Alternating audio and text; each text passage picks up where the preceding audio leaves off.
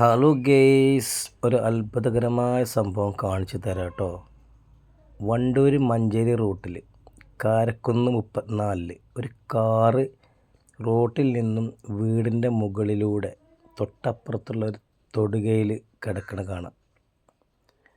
എന്താണ് സംഭവിച്ചതെന്നുള്ളത് ആർക്കും അറിയില്ല. അതിലുള്ള ആൾക്കാർക്ക് എന്തെങ്കിലും സംഭവിച്ചിരിക്കണമെന്ന് അതും അറിയില്ല. അങ്ങനത്തെ വാർത്തകളൊന്നും പുറത്ത് വന്നിട്ടില്ല. കാറ് കാണിച്ചു തരാം, ഞാൻ നോക്കിക്കോളട്ടോ. ഇതാണ് റോഡ്. ഈ റോട്ടിൽ നിന്നും ഒരുപാട് ദൂരത്താണ് കാറ് കിടക്കുന്നത്. ഇതായി താഴോട്ട് നമ്മൾ ഇറങ്ങുകയാണ്. താഴോട്ട് ഇറങ്ങിയിട്ട് ഈ കാറ് നിങ്ങൾക്ക് നിൽക്കുന്ന സ്ഥലം കാണിച്ചു തരാം. ഇതുണ്ട്, ഈ വീടുണ്ടോ, ഈ വീടിൻ്റെ ആ മൂലയിലൂടെ, ആ മൂലയൊക്കെ പോയിട്ടുണ്ട്, അതിലൂടെ റോട്ടിൽ നിന്ന് പാറി ഇതാ ഈ കാട്ടിലൂടെ ഇറങ്ങി ഇവിടെയാണ് കാറ് കിടക്കുന്നത്. നോക്കൂ, എന്താണ് സംഭവിച്ചത്? ഡ്രൈവർ ഉറങ്ങിയതാണോ അതോ മറ്റെന്തെങ്കിലും സംഭവിച്ചാണോ ഒന്നും അറിയില്ല കേട്ടോ. രാത്രിയാണ് സംഭവിച്ചത്.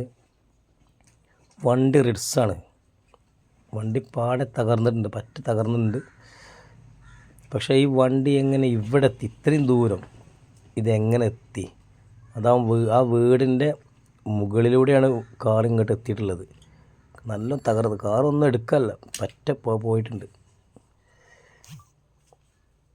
കണ്ടോ, തകർന്നിട്ടുണ്ട് കാറാകെ. ഇതിലുള്ള ആൾക്കാർക്ക് എന്തെങ്കിലും സംഭവിച്ചോ എന്നുള്ള റിപ്പോർട്ട് വന്നിട്ടില്ല, ആരും അറിഞ്ഞിട്ടില്ല.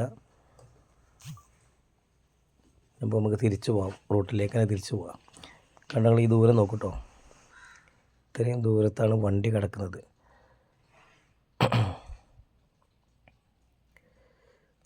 ഓക്കെ, നോക്കി കണ്ടങ്ങൾ ഈ കാറിൻ്റെ അടുത്ത് നിന്നും ഈ വീട്ടിലേക്ക് ഇത്രയും ദൂരമുണ്ട്. ആ വീടിൻ്റെ തൊട്ടപ്പുറത്തെ റോഡ് കിടക്കുന്നത്. ആ വീടിൻ്റെ മൂലയിലൂടെ, മുറ്റത്തുള്ള മുകളിലൂടെ ആ മൂലഭാഗം പൊളിഞ്ഞിട്ടാണ് കാർ ഇങ്ങോട്ട് എത്തിയിട്ടുള്ളത്. ഓക്കെ, എന്താണെങ്കിലും ദൈവം രക്ഷിക്കട്ടെ എല്ലാവരെയും. നല്ല പരിക്കുണ്ട് കാറിന്. അതിലുള്ള ആൾക്കാർക്കൊന്നും സംഭവിക്കാതിരിക്കട്ടെ എന്ന് പ്രാർത്ഥിക്കാം നമുക്ക്. കണ്ട, റോഡിലുള്ള കുറ്റിയൊക്കെ തെറിച്ച് മുറ്റത്ത് കിടക്കുന്നുണ്ടോ.